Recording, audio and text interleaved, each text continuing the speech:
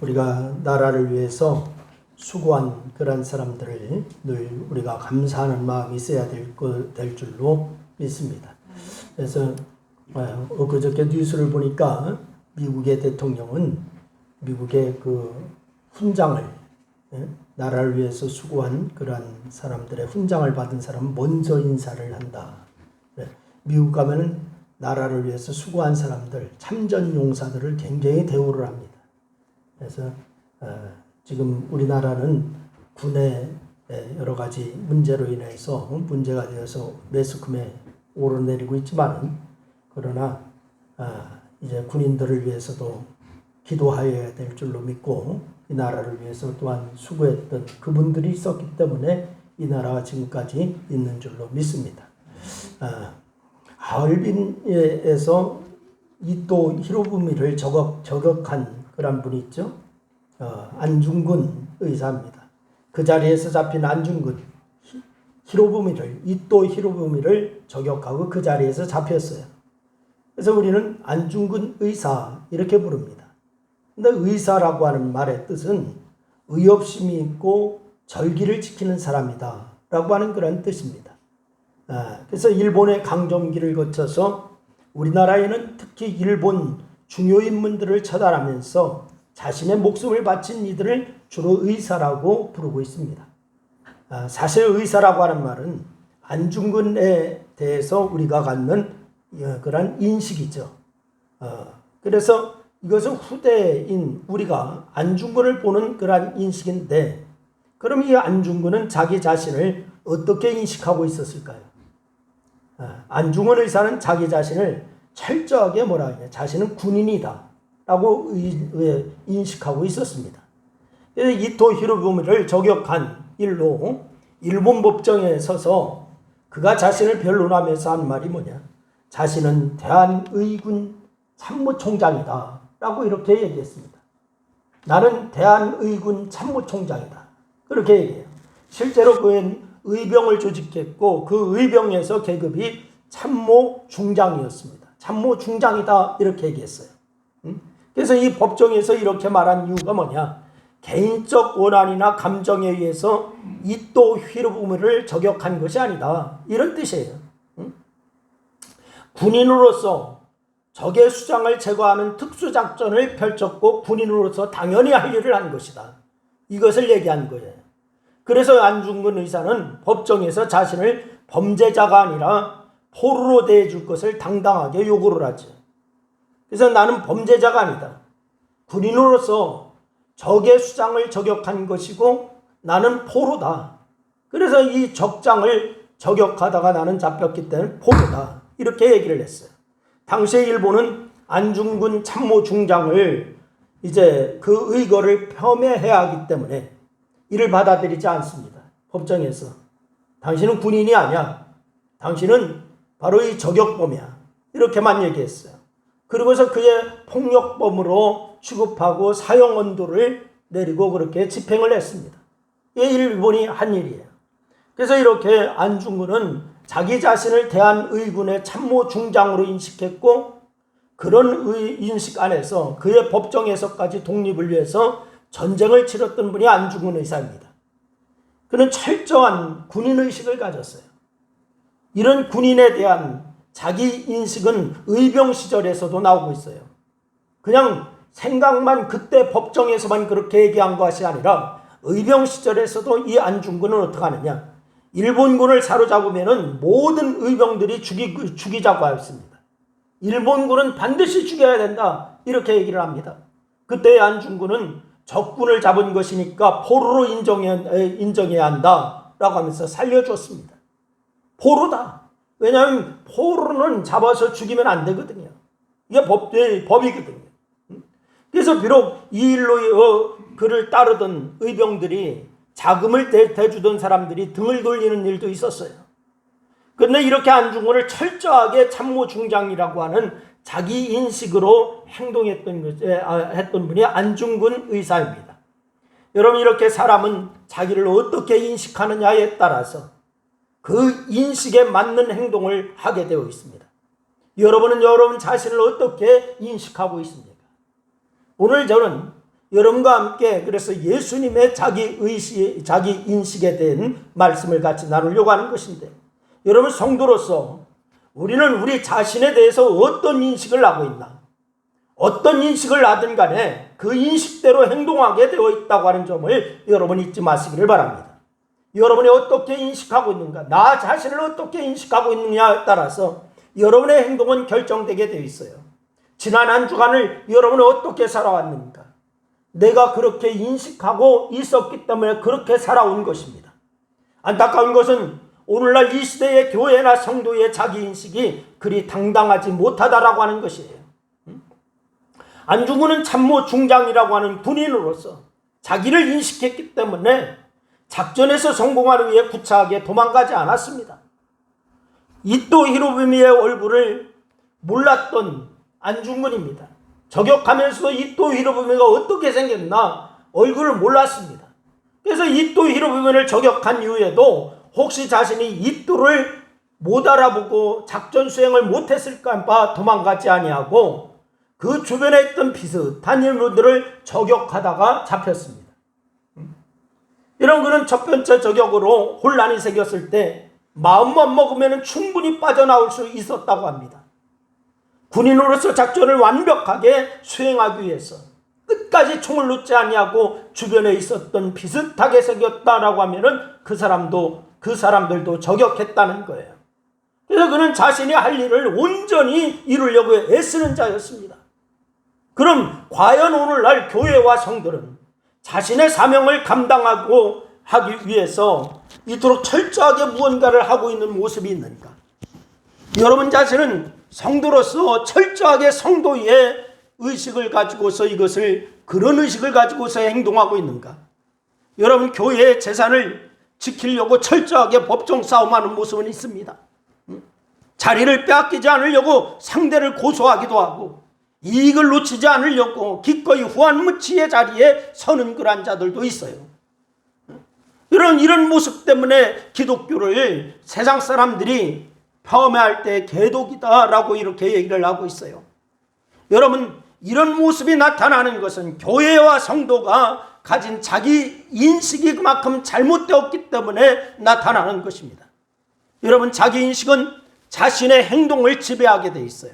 한번 따라합니다. 자기 인식은 자기의 행동을 지배하게 되어 있다. 시작. 그렇습니다. 여러분이 어떻게 인식하고 있느냐에 따라서 여러분의 행동이 그에 따라서 움직이게 되어 있습니다. 우리는 성도다운 그리고 교회다운 자기 인식을 가져야 될 줄로 믿으시기를 바랍니다. 그럴 때 더욱 성도다워지고 또한 교회다워질 줄로 믿습니다. 안중근을 일본 사람들도 존경하고 있는 사람들이 많다고 합니다. 여러분 세상이 기독교를 믿지는 않는다 할지라도 존경하게 되는 그러한 역사가 있어야 될 줄로 믿으시기를 바랍니다. 그럼 우리는 어떤 자기인식을 가져야 할까요? 여러분과 제가 가져야 할 인식, 이건 어떤 인식을 가져야 할까? 우리가 예수님께서 가지셨던 자기인식을 안다면은 그것을 가져야 하지 않을까요? 예수님이 가진 자기인식, 이거 우리도 여러분과 저도 가져야 될 줄로 믿으시기를 바랍니다. 그래서 오늘도 예수님께서 자신에 대해서 어떤 인식을 가졌는지 이것을 같이 나누면서 은혜를 나누려고 하는데, 오늘 읽은 한 구절에 예수님의 자신에 잘 나타나고 있습니다. 오늘 읽은 마가복음 10장 45절 말씀 우리 다시 같이 읽겠습니다. 다 같이 시작. 인자가 온 것은 섬김을 받으려 함이 아니라 도리어 섬기려 하고 자기 목숨을 많은 사람의 대속물로 주려 함이니라. 할렐루야. 여러분 우리는 이 구절을 통하여서 예수님의 자기 인식은 어떤 것이었는지, 그리고 주님의 제자로서 우리는 바로 어떤 인식을 어떤 것이어야 되는지 이것을 생각하고자 하는 거예요. 그 첫 번째로 예수님께서 자신은 섬기는 자다라고 하는 자기 인식을 가진 것을 발견할 수가 있습니다. 예수님은 어떻게 하는 자라고요? 섬기는 자다라고 하는 자기 인식을 갖고 있습니다. 여러분은 섬기는 자입니까? 대접받는 자입니까? 누가 어느 누구도 종이 되려고 하는 사람이 없는 것 같아요. 이 세상에서 종이 되려고 하는 사람은 없는 것 같아요. 누구나 다 으뜸이 되고자 합니다. 오늘 보면 바로 앞절 말씀에 보니까 예수님의 제자들에게도 이런 모습이 나타났어요. 세베대의 아들 요한과 야고보가 주님께 와서 얘기합니다. 바로 이제 바로 앞절 37절 말씀인데 우리 같이 한번 읽어보겠습니다. 다 같이 시작. 여짜오되 주의 영광 중에서 우리를 하나는 주의 우편에 하나는 좌편에 앉게 하여 주옵소서. 여러분, 이 형제가 와서 그렇게 예수님에게 부탁을 하고 있어요. 그런데 이것은 두 사람만 말했던 것이 아닙니다. 이들이 이러는 것을 보고서 다른 제자들이 모두 요한에게 화를 내기 시작합니다. 그 이유가 무엇일까요? 이들 모두 동일한 생각을 갖고 있었기 때문이 그렇습니다. 속보여서 차마 말을 하지 못하고 있었지.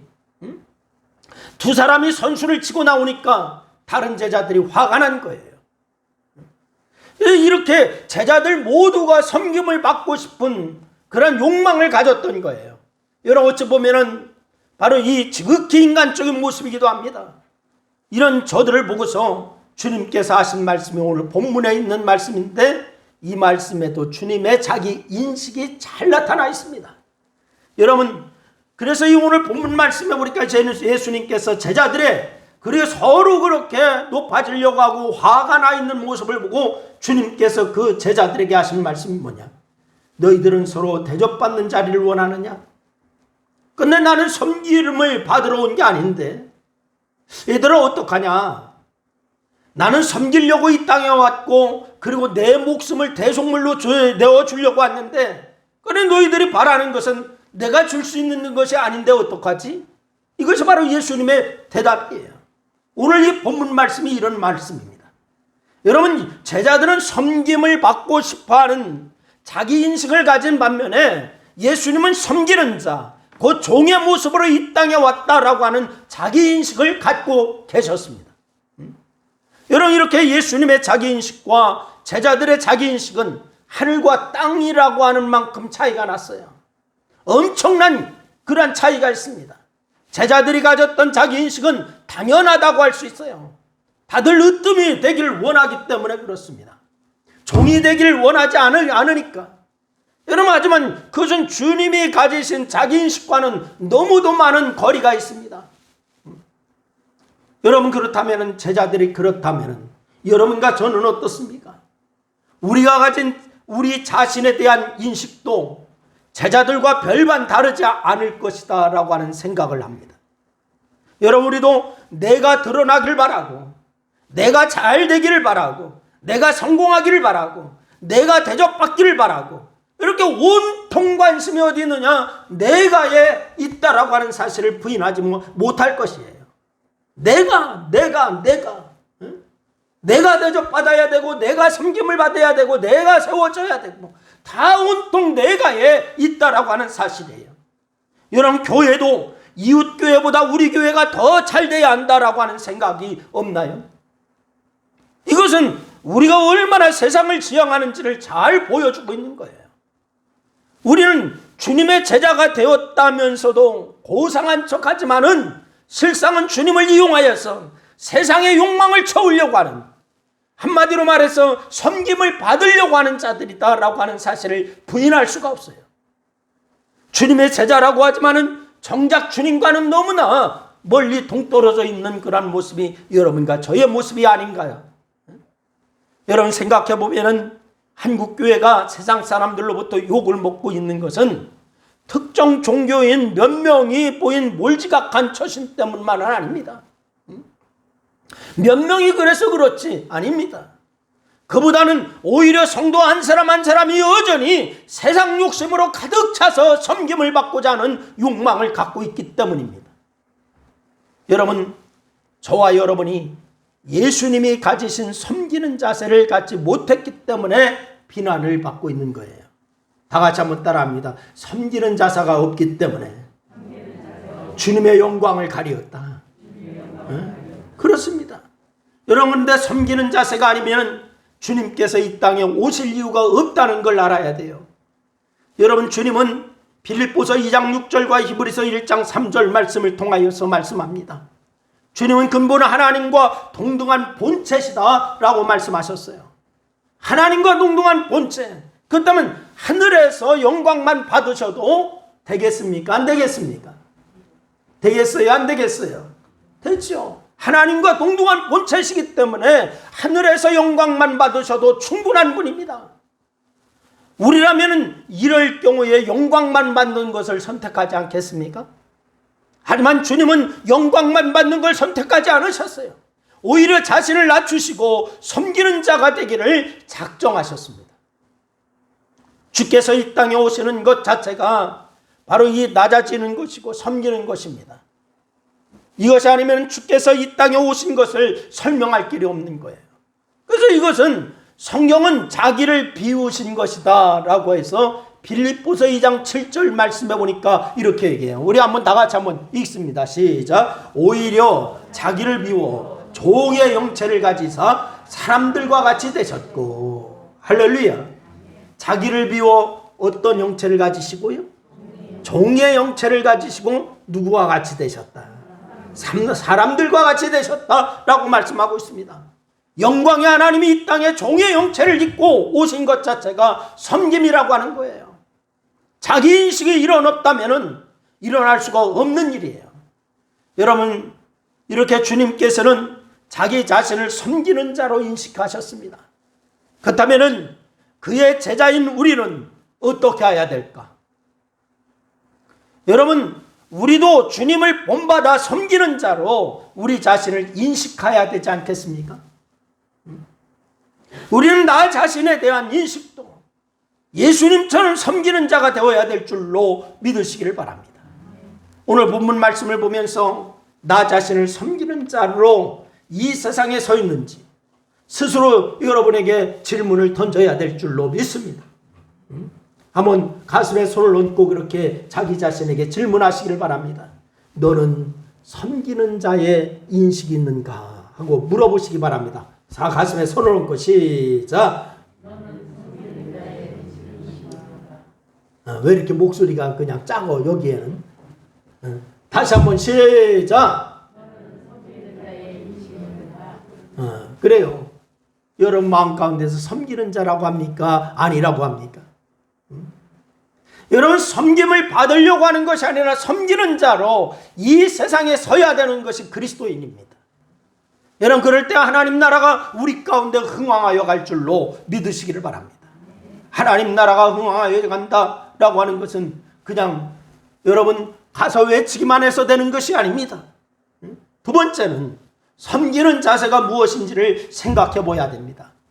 섬기는 자의 자세가 무엇인가? 먼저는 섬김이라고 하는 것은 자기 지향이 아니라 타인 지향의 자세로 사는 거예요. 어떻게 사는 것이라고요? 자기 중심으로 산다? 아니요. 타인 중심으로 사는 거예요. 타인 지향의 자세로. 여러분, 오늘 본문과 아주 잘 어울리는 에피소드가 있습니다. 요한복음 13장 1절로 20절 말씀인데 마지막 유혹절을 앞두고서 주님께서 제자들과 함께 저녁을 드십니다. 근데 이 저녁을 드시다가 조용히 일어나시더니 겉옷을 벗고서는 수건을 허리에 두르십니다. 그리고 손수 대에 한 물을 떠오십니다. 그리고 제자들의 발을 씻기기 시작합니다. 이제 다들 깜짝 놀랐습니다. 선생님이 우리 발을 씻기시다니요? 라고 하면서 제자들이 다 놀랐습니다. 예수님을 따라 분주하게 도나다닌 제자들이 손발을 씻을 겨를도 없이 그냥 저녁 자리에 앉았던 거예요. 발을 씻는 일은 그때 누가 하는 일이냐? 종이나 하는 일입니다. 제자들은 서로 크다고 싸우고 있으니까 발을 씻어줄 생각조차도 하지 못하고 있었던 것입니다. 그러니 그냥 식탁에 앉는 거예요. 속으로는 다 이런 생각을 했을지도 모릅니다. 누가 좀 물을 떠오면 좋을 텐데, 그러면 손이라도 씻고 음식을 먹을 텐데, 이런 생각을 했을지도 몰라요. 다 눈치를 보고 있었을지도 모릅니다. 그런데 이렇게 서로 누군가가 물 좀 떠오길 바라는 마음만 가졌지 먼저 자신이 물을 떠다가 섬길 생각은 전혀 하지를 않고 있습니다. 피곤하던 차에 서로 눈치껏 이신전심으로 씻는 걸 생략해버린 거예요. 서로에게 종이 아닌 누가 물을 떠오겠지라고만 생각하고 있습니다. 누가 물을 좀 떠왔으면 좋겠는데 라고 생각하고 있습니다. 그래서 주님은 이것을 보고는 친히 종이 되십니다. 물을 떠다가 발을 씻기는 것은 종이 하는 일이라니까요. 그러니까 이 물을 다 떠다가 제자들의 발을 하나씩 씻깁니다. 그러기에 제자들은 모두 어안이 봉방해요. 깜짝 놀랐어요. 아무 말도 하지 못하고 있습니다. 이때에 성질 급한 한 사람이 있죠. 베드로가 자신의 발은 절대 씻을 수 없다라고 얘기합니다. 그때 예수님께서 하시는 말씀을 듣고는 발뿐만이 아니라 몸까지 전부 씻어달라고 하는 그런 우스운 일이 벌어졌어요. 이런 이들은 여전히 주님께서 자신의 종이 되어주셨다라고 하는 것을 생각하지 못하고 있습니다. 이 에피소드는 주님께서 친히 종이 되어서 섬김을 보여주신 본보기인 거예요. 여러분, 우리는 살면서 생각하길 누가 나를 섬겨주기를 바랍니다. 누가 나에게 대접해 주기를 바랍니다. 내가 이만큼 하면은 그로부터 이만큼 받으려고 합니다. 여러분, 철저히 계산적이에요. 내가 하나를 해줬으니까 저 사람도 하나를 해주겠지라고 생각을 합니다. 이렇게 계산적이라고 하는 것이 바로 철저히 자기를 지향하고 있는 증거인 거예요. 자기를 지향하고 있는 증거. 관심이 자기 자신을 향하고 있으니까 손해보지 않으려고 하는 것입니다. 여러분, 이렇게 자기에게만 관심을 가지면은 제자들이 보인 모습과 똑같은 현상만 일어나게 되어 있어요. 여러분, 서로 안 하면 됩니다. 서로 누가 먼저 하나 눈치만 보게 됩니다. 그리고 모래알처럼 나 혼자서만 있으면 돼요. 여러분, 이것은 여러분 언젠가 여러분에게 말씀드렸지만은 여러분, 교회는 공짜로 교회가 되면 안 되고 매주와 같은 교회가 돼야 된다라고 하는 것을 말씀드렸어요. 여러분, 공짜로는 자루에 이제 콩을 담아가지고 자루를 묶어놓으면 하나처럼 보입니다. 자루에 섞여있는 하나의 하나처럼 보입니다. 그러나 그 자루는 입구를 딱 풀어가지고 딱 헤쳐놓으면 온 사방에 하나하나 다 떨어져 버립니다. 이게 공짜로 교회예요. 그러나 이 매주와 같은 교회는 자기 자신을 푹 삶아서 으깨져서 매주가 하나로 뭉쳐지는 그런 것이 매주와 같은 교회예요. 그래서 이 교회는 매주와 같은 교회가 되어야 될 줄로 믿으시기를 바랍니다. 나 자신을 쳐서 주께 복종시키고 내가 섬기는 자의 자세로 있을 때에 교회는 매주와 같은 교회, 하나 되는 교회, 진정한 교회가 이루어질 줄로 믿으시기를 바랍니다. 여러분, 예수님께서도 이 땅에서 섬기러 오셨어요. 이렇게 자기에게만 관심을 가지면 제자들이 보인 모습과 똑같은 현상이 나타나요. 서로 안 하면 되고 서로 누가 먼저 하나 눈치만 보고 이런 건 공짜로와 같은 교회입니다. 하지만 중요한 것은 이런 곳에는 하나님 나라도 없습니다. 공짜로와 같은 교회는 하나님 나라도 없습니다. 자기만 지향하는 곳에는 사랑이 실현될 수가 없습니다. 자기만 지향하는 곳에는 은혜가 나타나지 않습니다. 여러분, 왜냐하면 하나님의 방법은 그렇게 자기를 지향하는 것이 아니라 타인을 지향하는 것, 곧 섬기는 것이기 때문에 그렇습니다. 예수님도 이 땅에 섬기러 오셨습니다. 그래서 주님은 철저하게 타자를 위한 삶을 사셨습니다. 자기를 위한 삶이 아니라. 여러분, 예수님이 가시고 성령께서 우리에게 오셨어요. 성령님께서 오신 이유도 성도인 우리를 붙들어 주시기 위해서 오신 줄로 믿으시기를 바랍니다. 철저하게 섬김의 입장에서 우리 안에 오신 거예요. 여러분, 하나님께서 구원의 길을 우리에게 열어주신 것도 우리를 섬기는 마음을 가지셨기 때문에 우리에게 구원의 길을 열어주신 줄로 믿으시길 바랍니다. 하나님께서 무엇이 부족해서 우리를 구원하셔야 되겠습니까? 아니에요. 부족한 것이 없어요. 그러실 이유가 전혀 없습니다. 여러분, 단지 우리를 사랑하시고 섬기는 마음을 가져셨기에 우리가 더러운 죄인임에도 불구하고 구원의 길을 열어주신 줄로 믿으시기를 바랍니다. 하나님은 우리를 섬기기 위해서 독생자를 내어주셨어요. 이렇게 하나님은 철저하게 타인지향적인 삶을 그렇게 사신 분이에요. 여러분, 이렇게 섬김은 자신이 아니라 철저하게 타인을 지향하는 거예요. 여러분 자신이 바로 나의 중심적인 삶을 좀 탈피할 수 있기를 주의 이름으로 부탁을 드립니다. 그렇다면은 우리도 자신을 향할 것이 아니라 다른 사람을 향해야 됩니다. 자신의 이익만 생각할 것이 아니라 다른 사람의 이익을 생각해야 합니다. 자신의 편리를 생각할 것이 아니라 다른 사람의 편리를 생각해야 합니다. 예수님처럼 철저하게 다른 사람을 지향하는 모습을 가져야 될 줄로 믿으시기를 바랍니다. 생명은 그런 데서 피어나게 되어 있어요. 나 중심적인 삶이 아닙니다. 타인 지향적인 삶, 여기에서 생명이 피어나게 되어 있습니다. 여러분, 은혜는 그런 데서 넘치는 것입니다. 하나님 나라는 여기 있는 거예요. 여기 있는 게 여기 있다 저기 있다 아닙니다. 여기 있다 하여서 저기 있다 하여도 아니라고 했어요. 하나님 나라는 오직 다른 사람들을 섬기는 데 있는 줄로 믿으시기를 바랍니다. 두 번째는 섬김이라고 하는 것은 자기 목숨까지도 내려놓는 거예요. 다 같이 한번 따라합니다. 다 같이 시작. 섬김이라고 하는 것은 자기 목숨까지도 내려놓는 것이다. 할렐루야. 뭐까지도 내려놓는 것이라고요? 예수님의 자기 인식은 섬기는 자였어요. 근데 이 섬기는 자에는 자기 목숨을 많은 사람의 뭘로 주려 함이니라? 대속물로 주려 함이니라. 여러분, 여기에 포함되어 있습니다. 그냥 그저 값싼 동정심을 베푸는 게 아닙니다.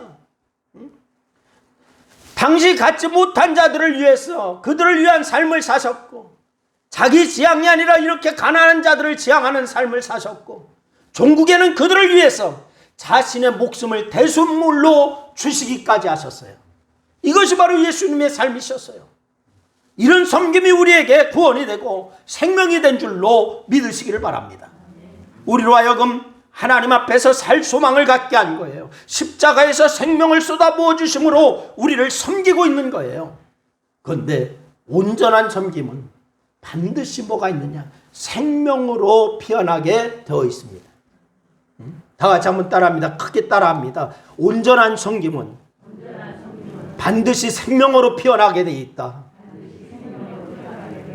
그렇습니다. 우리가 이 땅에서 열매 맺는 자들이 되어야 돼요. 여러분, 열매를 얼마만큼 맺느냐에 따라서 주님이 영광 받으실 거고 여러분의 상급이 결정될 거예요. 그러게 어떻게 가능할까요? 메가폰 들고 나가서 너는 죄인이라고 외칠까요? 손가락질할 때 너는 죄인이야 회개해 이렇게 할까요? 메가폰 메고 나가서 너는 죄인이다 라고 손가락 가질하는 것은 누구에게 하는 것이냐? 권력자에게 하는 거예요. 권력자에게. 여러분, 우리가 열매 맺는 것은 내 목숨까지도 내려놓는 섬김으로 이루어지는 것이지 그냥 너는 죄인이야라고 손가락질하는 데 이루어지는 것이 아닙니다. 목숨까지 내어 섬기면 반드시 생명의 역사가 일어날 줄로 믿으시기를 바랍니다. 사랑하는 여러분, 예수님의 자기 인식은 섬기는 자입니다. 우리도 세상을 향하여서 섬기는 자로 나갈 수 있기를 주의 이름으로 축원합니다.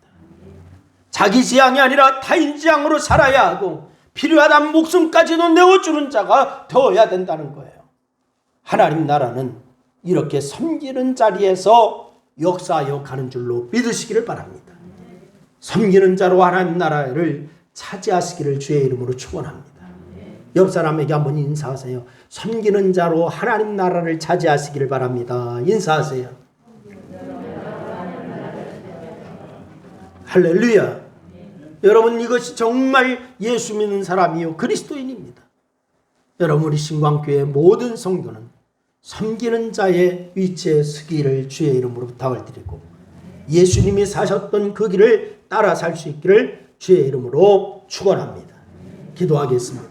오늘 말씀을 생각하면서 우리 한 2분 동안 합심하여서 함께 기도하십니다. 같이 기도하십니다. 아버지 하나님, 은혜와 사랑을 고맙고 감사합니다. 주께서 이 땅에 아버지 하나님의 섬김을 받으러 오신 것이 아니라 섬기는 자로 이 땅에 오셨다라고 하는 사실을 우리에게 말씀하여 주시고 우리를 다시 한번 깨닫게 하심을 감사합니다. 하나님, 이제 자신은 섬기는 자다라고 하는 자기인식을 가지신 예수님을 발견했습니다. 섬기는 자세가 무엇인지 이제 아버지 하나님의 자기 지향이 아니라 타인 지향의 자세로 사는 것이고, 또한 아버지 하나님의 섬기는 것은 자기 목숨까지 내려놓는 것이다 라고 하는 사실을 주님을 통하여서 발견했습니다. 하나님, 우리가 아버지 하나님의 주님을 따르는 제자로서 아버지 하나님이여, 주님이 인자가 온 것은 섬김을 받으려 함이 아니라 도리어 섬기려 하고 자기 목숨을 많은 사람의 대속물로 주려 함이니라라고 말씀하셨사오니, 우리도 아버지 주님 따라 사는 참된 그리스도인들이 될 수 있도록 하나님 역사하여 주시기를 원합니다. 그래서 아버지 하나님 참된 교회를 이루게 하시고 참된 성도의 삶을 살게 하시고 오직 하나님의 영광이 나타나기 여부족함이 없는 그러한 역사를 이루시도록 하나님 도와 주시옵소서. 오늘 이 시간도 주께서 함께 하시고 우리에게 은혜 주셨사오니 주님 발자취 따라 사는 저희들 될 수 있도록 하나님 역사하여 주시옵소서. 예수님의 이름으로 기도드리옵나이다. 아멘. 할렐루야. 여러분 모두 섬기는 자로서 주님의 참된 제자가 되기를 바랍니다. 할렐루야. 오늘 함께 예배드린 여러분 모두를 주의 이름으로 축복합니다. 오늘 예배에 참여하지 못한 분들도 이제는 좀 예배에 동참하면서 백신 맞은 분들도 이제 계실 것 같아요. 우리 권사님들 백신 맞으신 분들도 계시죠? 이제 백신도 이렇게 좀 순차적으로 맞고 있는 것 같은데 이제 예배 열심히 있게 예배를 회복할 수 있기를 바라고, 기도 회복, 찬양 회복, 예배 회복 이루어질 수 있기를 바랍니다. 코로나 시기에 또 어제도 보니까 확진자가 무척 많이 나왔더라고. 좀 조심하시고 그렇게 할 수 있기를 바랍니다. 단톡방 기도에 꼭 참여하시기를 바랍니다.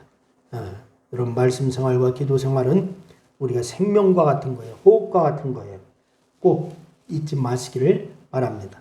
오늘 또 특별히 또한 침례신학대학교 주일로 이제 지키는데 오늘 헌금 하신 분들 혹시 계시겠지만은 못하신 분들은 다음 주라도 꼭 동참하시기 바랍니다.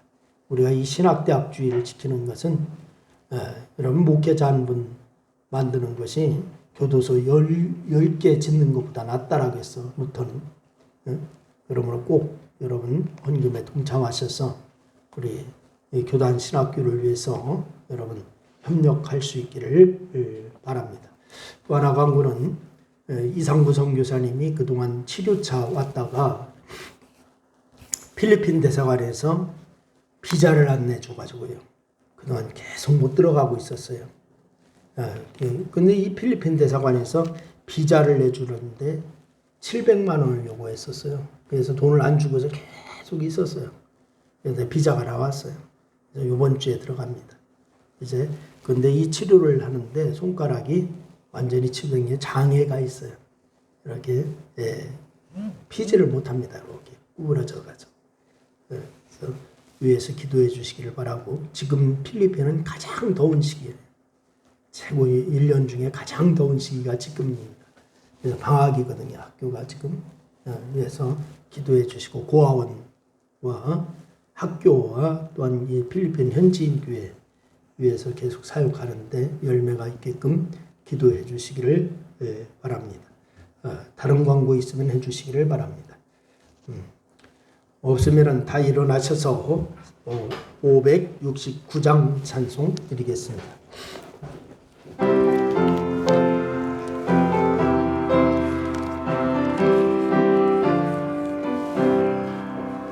선한 목자 되신 우리 주 항상 인도하시고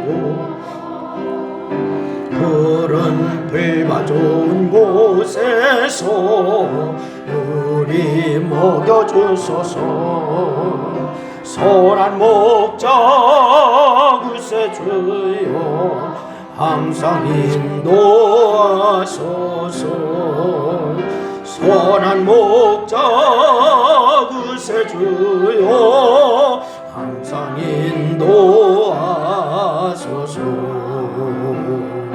양의 문이 되신 예수여 우리 영접하시고 길을 잃은 양의 무리를 항상 인도하소서. 선한 목자 구세주여 들어주소서. 선한 목자 구세주여 기도 들어주소서. 흠이 많고 약한 우리를 용납하여 주시고 주의 넓고 크신 은혜로 자유 얻게 하셨네. 선한 목자 구세주여 지금 나아갑니다. 선한 목자 구세주여 지금 나아갑니다. 일찍 주의 뜻을 따라서 살아가게 하시고 주의 크신 사랑 베푸사 살아가게 하소서. 선한 목자 구세주여 항상 인도하소서. 선한 목자 구세주여 항상 인도하소서.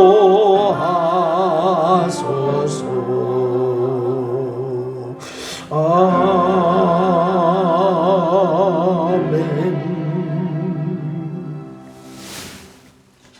지금은 우리의 억만 죄를 대속하시고 십자가에서 하나님과 화목하게 하신 예수님의 무한하신 은혜와 만족의 근원이 되시는 하나님의 극진하신 사랑과 우리와 늘 함께 하셔서 복 있는 사람이 되도록 도와주시는 성령님의 교통하심이 주 앞에 나와 예배드리며 이제 섬김의 본을 보이신 주님 따라서 섬기기로 결심하고 결단한 사랑하는 성도들 무리회와 저들의 가정과 또한 직장과 사업과 이 나라와 민족 위에 교회 위에 이제로부터 영원토록 함께하시기를 축원하옵나이다. 아멘.